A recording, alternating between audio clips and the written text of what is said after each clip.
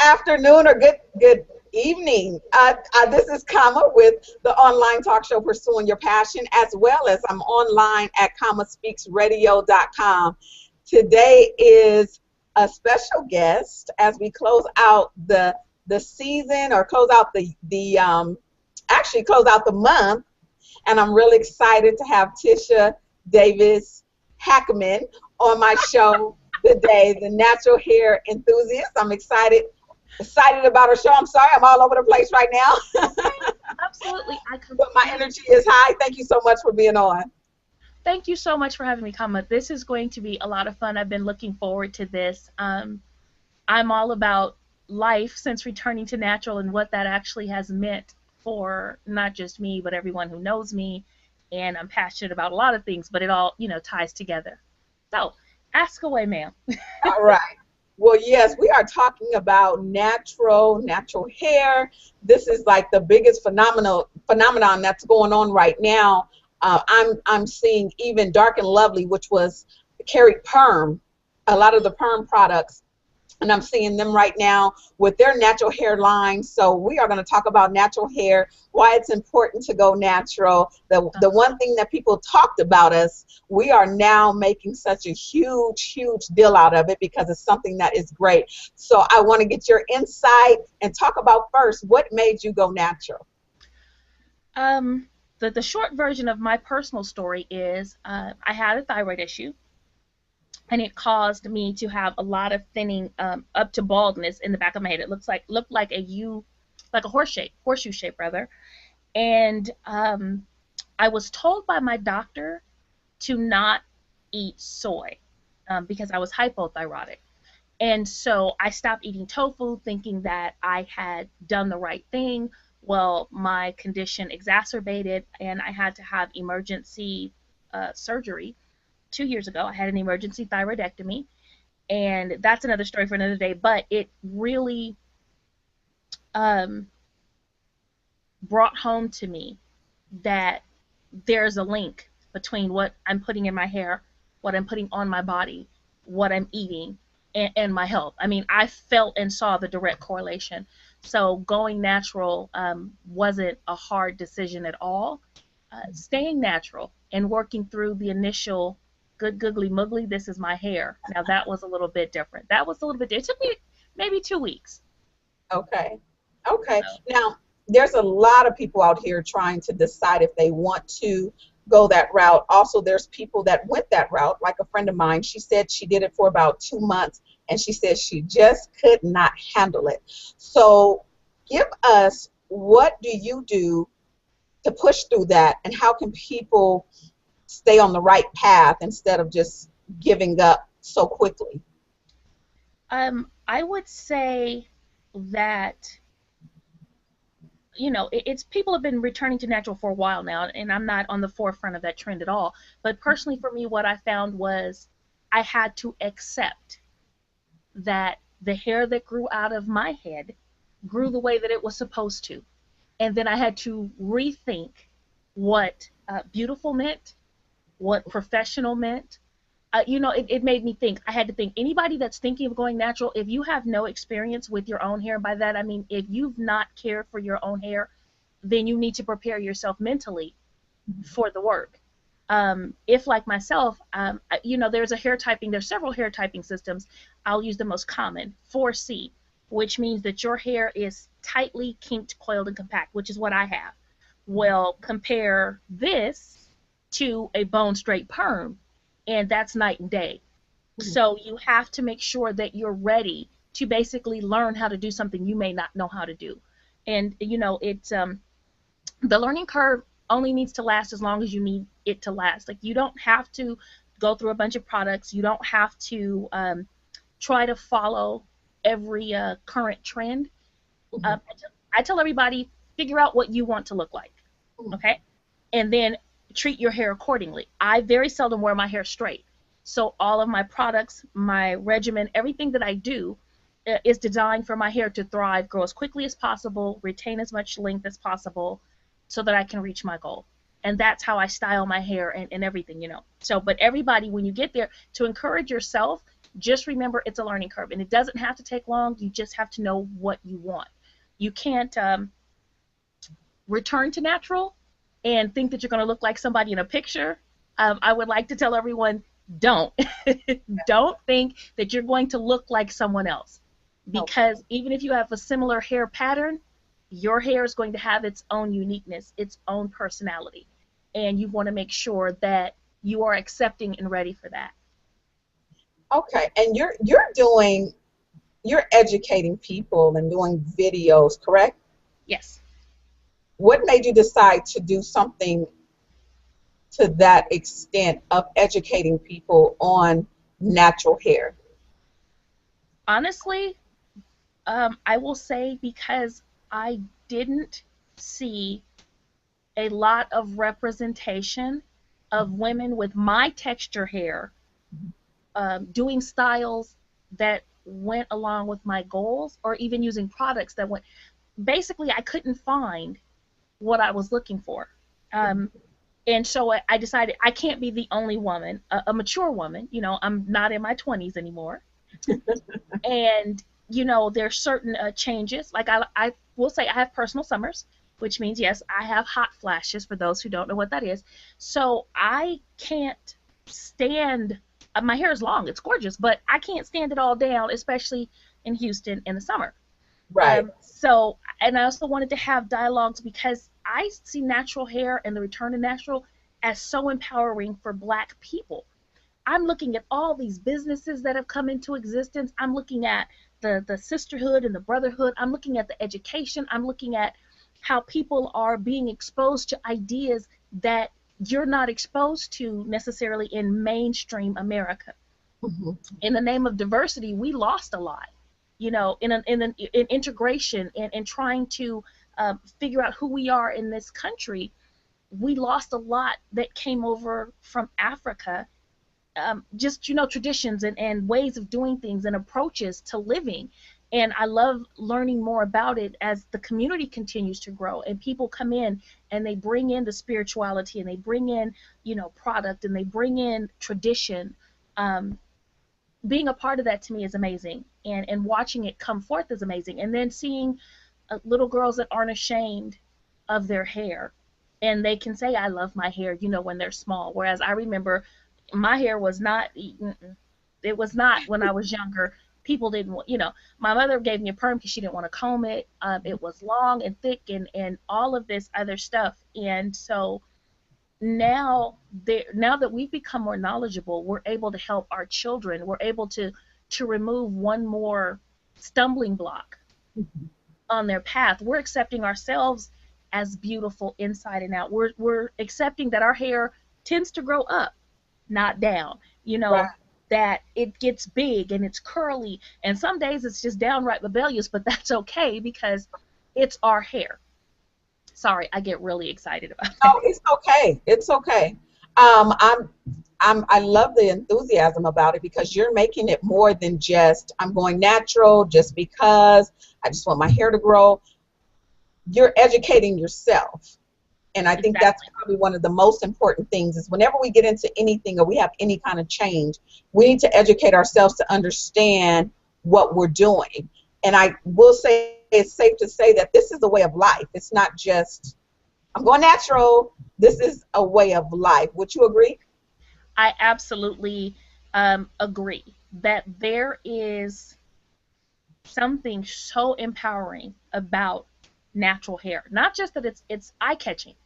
I can't go anywhere without people of all nationalities asking me questions or telling me my hair is beautiful. You know, depending on the style that I'm wearing, I can, you know, sometimes it's not aggravating, but if I don't have a lot of time, I'm like, whoa, okay, check me out on YouTube, not to be rude, but just because, you know, much like everyone else, I have a life. But when I see and talk to people when I do have time and they say, I wish I could go natural, I always say, you can go natural. You know, I tell people all the time, find me on social media, and honestly, I may reply to you at 3 o'clock in the morning because I have insomnia, but I will do my best to answer the questions of anybody that has something to ask me because I realize that it's building them to Yes. accept that they are beautiful as they are.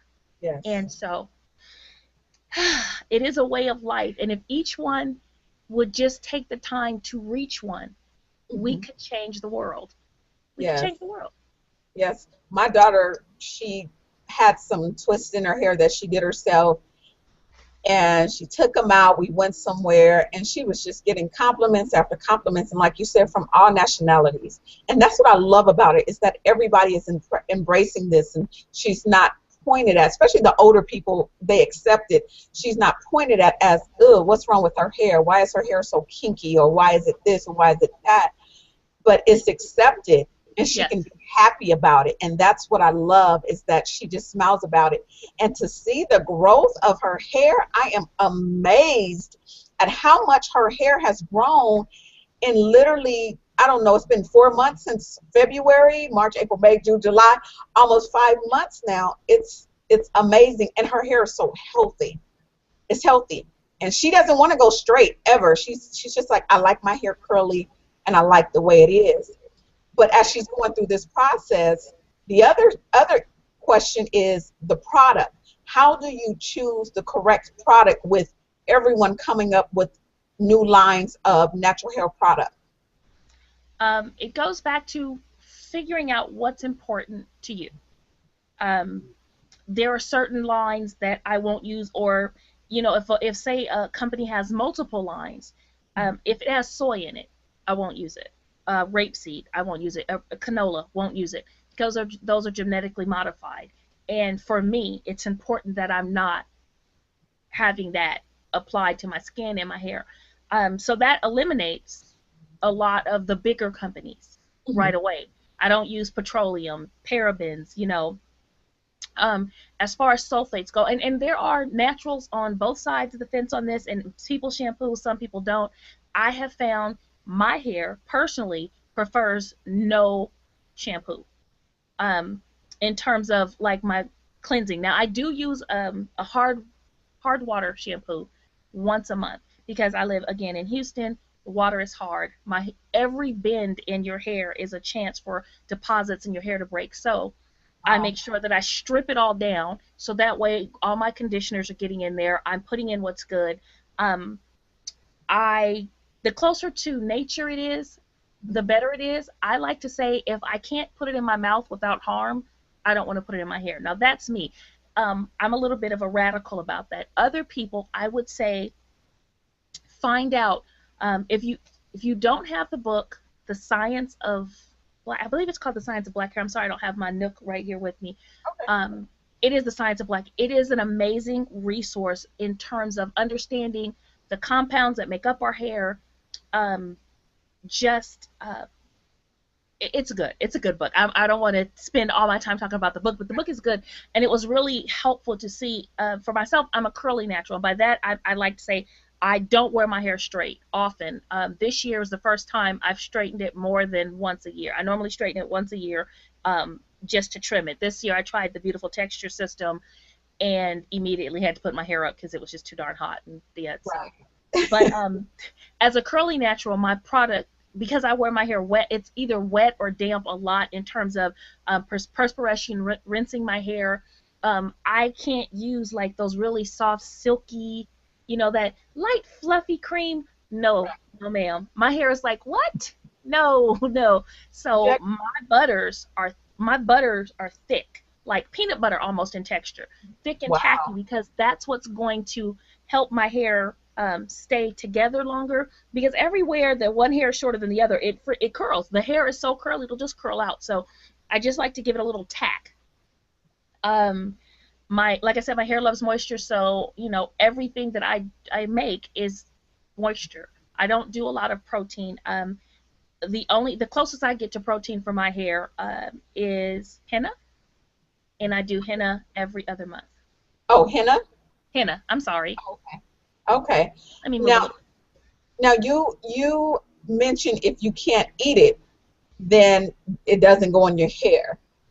You're putting natural products, or natural, not natural, but you're getting your products and you're putting it together for your own mixture. Is that what you're doing? And it has been so successful. I've been asked to put my products at a salon here in Texas. Very Wow, excited about congratulations. that. Thank you very much. Really tying into some other endeavors I had going, so it's awesome. But yes, basically, I grow my own aloe for my aloe vera. Wow. I buy my shea. Obviously, I don't live where I can harvest it myself, and I wouldn't know how to. So, um, food grade essential oils, organic coconut oil, which is my personal favorite, and that's because up to 75% of coconut oil actually penetrates your hair shaft. So Wow. coconut oil and I are friends. Okay. Um, and that's pretty much it. And there's a few other things, obviously, that I use, but basically, it's I use things that you can go to the grocery store and buy, and or grow yourself. Rosemary, for infusing your oils. Basically, everything. The more I have control over how it's grown and processed, the better I feel about it. And the Wow. proof is in the pudding. I haven't been natural 3 years, and I'm already bra strapling. So Wow. That's very encouraging to one such as myself. As I told you, I want to try to go natural. This is about as far as I got. But my daughter's going to be helping me with some things on this week. I just bought her some coconut oil, and she's using that with olive oil for right now. And we're trying to, go into different things so that she's able to put something together herself. So I'm just seeing more people doing that even more. So it's just putting their own product together, which makes it work for their type hair. So I'm really proud that she's going that way. Now, the term co-wash, I didn't know exactly what that was. It may be something that people are familiar with, but if you can explain what co-wash is, because now you can just go and buy a co-wash in the stores. It's nothing you have to put together. Why don't you explain that to us? it's conditioning wash. That's what the co stands for. It's conditioning. And basically, it's using a conditioner to wash your hair. Instead of a shampoo, you add the conditioner. Now, I'll tell you how I do it because, again, I can't give anybody else's testimony. I can only give mine. Right. I wash my hair in 4 sections. So, part it this way, part it this way, put my clips in there. Or I normally twist it and put the clips on because otherwise it gets all over the place. I have a bottle that I got at Sally's, I believe, with a nozzle. I think it's actually a color bottle. I diluted half water, and for almost 2 years, Mm. I'm going to tell everybody what I used. No joke. You know the $1.07 Suave Naturals? Uh-huh. I dilute that about half water, half Suave Naturals, and that's what I used to wash Wow. my hair for almost 2 years. That's your co-wash. That was my co-wash. Wow. Now, And is that a conditioner or is that shampoo? I get the conditioner. No shampoo. Okay, just conditioner. Just the conditioner. I take the bottle, get it down to the roots, and work it through and work it out. I've never had a problem at all. Actually, my hair loves co-wash. It loves conditioner. My hair is like, hey, you can slather on some more. It's awesome. Don't be afraid to give me more conditioning. So, no, absolutely. Co-washing is great, and I'm going to go out here, and if there's another naturalist out here ready to throw, a firebrand at me, I'm sorry. I think that when you have hair as tightly coiled as mine, you need moisture, moisture, moisture. Let me say it again, moisture. You don't need to strip anything because it's beautiful, it's thick, but it's fragile because of the curls. I've seen people say, well, I don't have any shedding or breakage when I comb my hair. As a 4C lady, it is impossible to comb my hair without losing hair. It's impossible. There's Right. I don't care how much I finger detangle. As soon as there's no tension on it, my hair loves itself and loves to join together. So there's going to be some hair loss. And if I worried about every hair I lost, well, I'd be worried bald. So Okay. I'm sorry, go ahead. no, go ahead. I'm trying, I will talk forever, and I know that we're live, and I know that you have a format for your show, so I'm trying to be very respectful of that. It's okay. You know what? The show is about you, what you're doing, highlighting what you're doing. So feel free. I know how to cut off after a while. You mentioned we talked a couple of weeks ago, and you asked about me and water and getting in the pool. You asked, do I swim? And one of the things that have kept me back from swimming was because I was afraid that by getting in the pool too much, my hair is going to break off because of chlorine or me washing it too much, because that's what we were told growing up. Why don't you elaborate on that, about that goes into the moisture and what we need for our hair? You absolutely can swim. You absolutely can swim every single day if you please.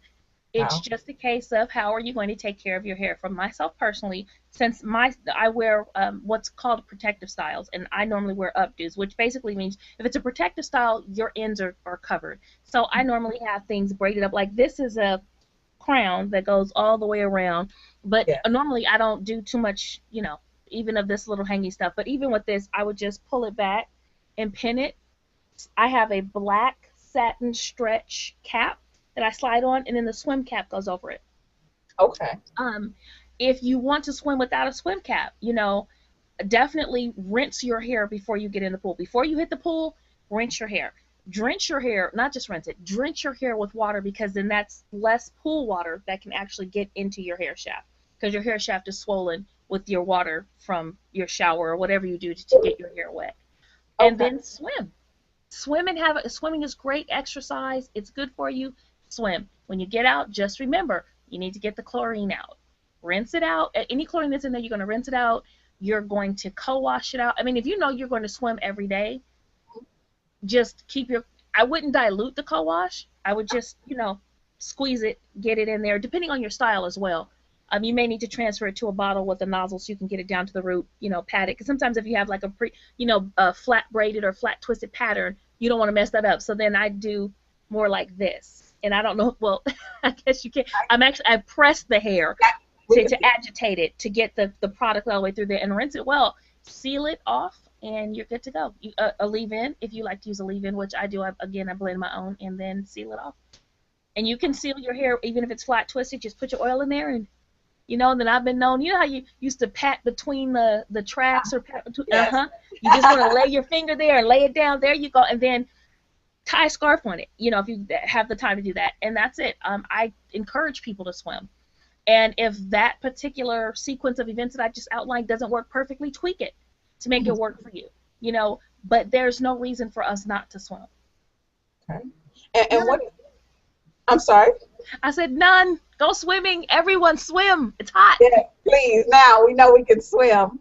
What do you use to tie your hair up at night? And do you use silk? I've been hearing to wear something silk or satin around your head, and buy silk or satin pillowcases so the cotton doesn't rip and tear. You can do all of that. That's amazing stuff. And there's some beautiful people out there that are making these bonnets that are big enough to hold your hair as it gets, big and wild and free. I'm not going to lie. I'm going to confess. I sleep on a neck roll. My neck roll is covered with a silk scarf. Okay. The top of my bed, I call it my silk topper. There's a piece of silk that covers the top 1/3 of my bed. That way I don't have to tie my hair down. Okay. Okay. Occasionally I'll tie it down if I'm trying to get it to do something. Like, let's say I'm at the end of a style and I really need to hold on 2 or 3 more days, then yes, I might tie, wet it, oil it, and then tie it down. But other than that, I like not having to tie it down. Okay. So I found ways to make sure that I don't have to tie it down. Now, I do have bonnets. I have scarves. I don't think you can be natural and not have all the things. So I do have them because, if I travel, I want to make sure that I'm taking care of my hair. But no, here at home, I sleep on silk, and it works out beautifully for me. Okay. All right. But before we wrap it up, I appreciate all the information that you have given. Before we wrap it up, do you have something you want to leave with the audience? Absolutely. When it comes to women returning to natural and the support that we can give each other, never be afraid or ashamed to reach out. There are so many that will help. We will help. There are people out there that will help. You can see right there on the screen it says Miss Twisted and Turn. You can find me on Instagram, Pinterest, Google+, Facebook. Yes. Occasionally on Twitter. I have a lot to say though, so that 140 doesn't really work. But reach out and don't be afraid. There are lots of meetup groups, there are lots of events. Not only do you meet others that are on maybe the same path, but you may run across something you've not seen before. And I realize that we have so much to offer collectively Yes. that when I go to these events, I go with the expectation that I'm going to receive something amazing. I'm going to make contacts. I'm going to purchase from Black-owned business, small business. I'm going to learn something else about culture, our culture, things I didn't know. I'm going to be exposed to greatness. And so if you're thinking about returning to natural, if I can't help you, I will point you to someone who can. Maybe you don't have the same texture. Maybe your struggle is not my struggle. Guess what? I know people across the spectrum. Maybe, like myself, you've had an illness that's caused you to really examine what you do. Guess what? I can tell you all about what it's like to live without a thyroid, and healthiness, and how returning to natural actually means I can hit the gym and I look like this when I go in, hair-wise, and I look like this when I come out. Now, it's wet, but I look the same. So how you can utilize natural hair to reach your fitness goals. I mean, all of that is available to us. So don't be afraid to reach out. And if you are natural and been natural for a while, don't forget that we all started somewhere, and each one reach one. Okay, that's all I'm going to say. I'm going to stop preaching, Kama. Thank you so much for having me. Well, thank you so much for being on. I truly appreciate it. And for those that are watching, make sure that you do follow her on all that was mentioned, all that'll be posted on here. And I will say, because we are friends on Facebook, she is definitely really into studying and understanding all about what she does with the natural hair, and even going into the roots of who we are as a people, which makes a big difference. We don't want to just only support those that are jumping on the bandwagon because everybody else is doing it, but we want to go to those that can educate us. I believe education is important. Even when I sell real estate, I educate my sellers and my buyers before I put their house up for sale or before I take them out, because they need to know what they're getting into. So make sure you're educating yourself and you're doing the research, and make sure you follow Tishea to see what it is that she's doing and how she can help you. And like she said, if she can't help you, she's just like me. I'll point you to someone that can. But just get the help first and understand what you're getting into so you don't give up. And you need that support. So make sure you do that. And to follow me, you can just find me on all social media under Kama Speaks. And that's Facebook, Instagram, Twitter, Pinterest, Google+, LinkedIn. I'm everywhere as well. And you can also go to my website, which is kamaspeaks.com. Excuse me, kamaspeaks.com. I've been doing interviews today, so I guess my voice is trying to leave me. But remember, you guys, no matter what you do in life, always pursue your passion. Yes. Have a good